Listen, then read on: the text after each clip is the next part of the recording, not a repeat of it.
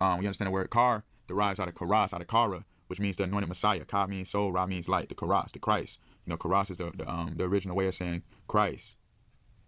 So it's all connected. That's why they got to battle against the thunder, because the thunder goes into the voice of God as a roaring thunder. You know, his voice is as a mighty thunder.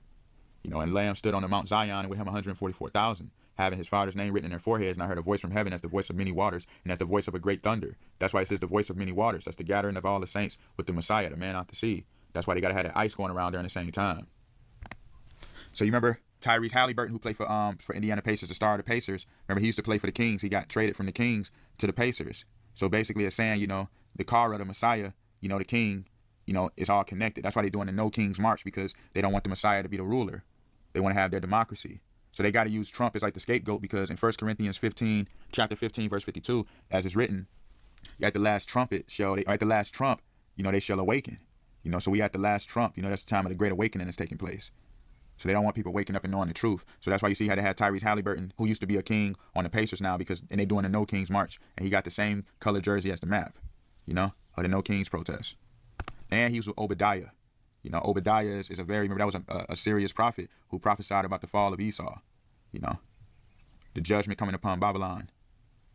So everything's all symbolically connected all together, you know. So you got Halliburton, who was a king, you know, running around with Obadiah, you know. And you know, it's the No King's March, because as it's written, he hath on his vesture and on his thigh a name written, King of Kings, Lord of Lords. So that's why he's saying no kings.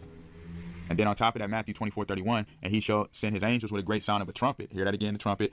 And they shall gather together his elect from the four winds, from one end of the heaven to the other. So the four winds go into that thunder.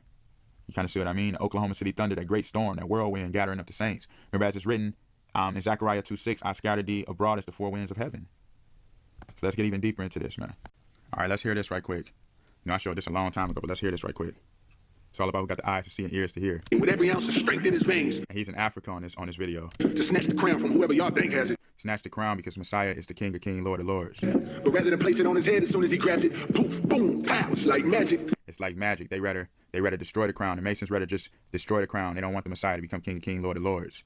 You know, now that's why I said they playing that role of trying to be regular people. You know, I'm gonna get into that later on in a minute, but 'cause they know the Messiah is a man that won't be desired. You know, he won't be who you think he is when you see him. With a flash and a bang, the crown disintegrates and falls to the earth from which it came. It's done. Ain't gonna be no more kings. Ain't gonna be no more kings while he's speeding around in the car. Be wary of any man that claims, because deep down he clings onto the need for power. In reality, he's a coward.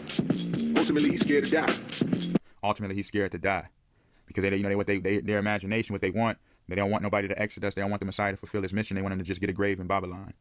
You know, that's why in that movie, the Pennywise was like, hey, Bill.